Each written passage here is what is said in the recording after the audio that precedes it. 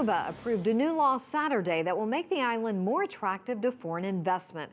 In an extraordinary session, 600 Cuban politicians voted to replace the current law put in place almost 20 years ago. The move is seen as vital to the country's struggling economy. And for more on this, CCTV's Michael Voss joins us live from Havana. Michael. Susan, it was a unanimous vote, as is generally the case here. All the real debate about what should go in this law took place earlier behind closed doors.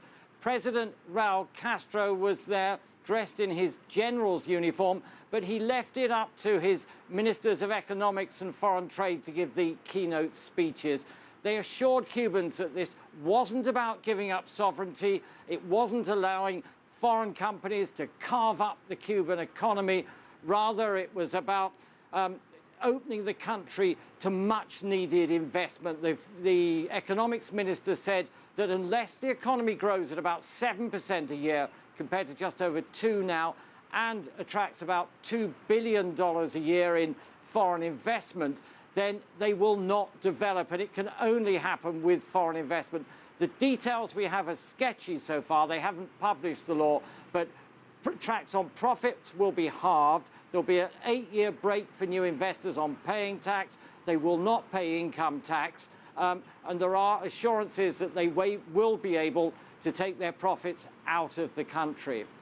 Earlier, I spoke to the Cuban economist, Juan Triana, to ask him about just how important this new law is for Cuba.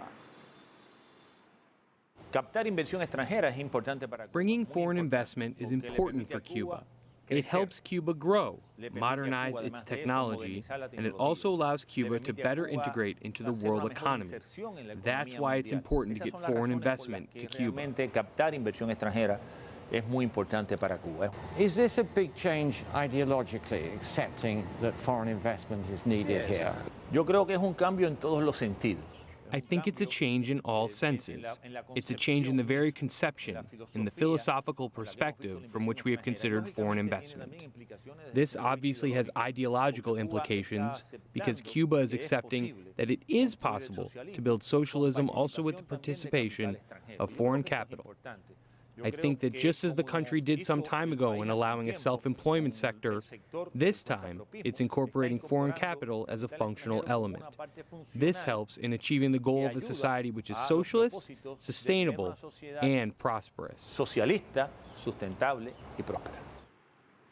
it's not about a return to capitalism so much as trying to make this socialist system work more efficiently. That was Juan Triana from the University of Havana's think tank, the Center for the Study of the Cuban Economy. Susan. Michael, will the new law really change things there?